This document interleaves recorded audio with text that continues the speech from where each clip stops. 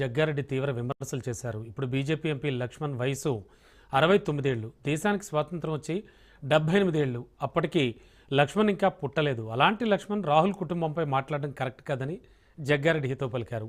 దేశంలో కాంగ్రెస్ వ్యవసాయం అభివృద్ధి చేశాం, ఎఫ్సీఐ ఏర్పాటు చేశారు, పెత్తందారు భూములు పేదలకు పంచారు, పల్లెలకు బ్యాంకులు తెచ్చారు, బాలానగర్, బీడీఎల్ లాంటి కంపెనీలు తెచ్చారు. ఎక్కడైనా బీజేపీ ఇలాంటి కంపెనీలు తెచ్చిందా అని చెప్పగలుగుతారా అంటూ లక్ష్మణ్ జగ్గారెడ్డి ప్రశ్నించారు.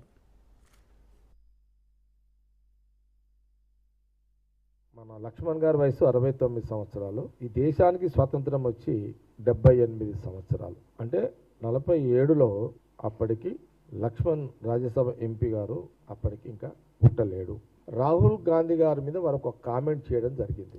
మీ ఇంట్లో 3 పార్లమెంట్ మెంబర్లు ఉన్నారు, మీ ఇంట్లో నుంచి 3 ఎంపీలుగా ఉండడము అవసరమా అని లక్ష్మణ్ గారు బీజేపీ నాయకుడిగా వారు ఒక మాట మీడియాలో చెప్పడం జరిగింది. లక్ష్మణ్ గారు వయసు ఎందుకు చెప్పినంటే, స్వాతంత్రం రాకముందు వారు పుట్టలే, స్వాతంత్రం వచ్చిన అటు ఇటు 9-10 సంవత్సరాలకు వారు పుట్టి.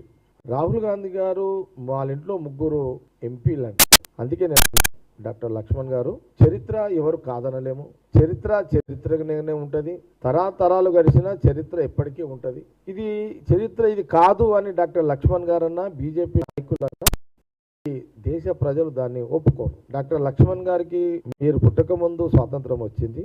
ఆనాటి మోతీలాల్ నెహ్రూ గారు కోట్ల ఆస్తులని వారు ఉన్న ఇల్లు నుంచి మొదలుకుంటే వారు నివసించే ఇల్లు కూడా మహాత్మా గాంధీ గారి నాయకత్వంలో దేశ ప్రజల స్వతంత్ర ఉద్యమ పోరాటానికి ఆస్తులు వాళ్ళు ఇచ్చేయడం జరిగింది.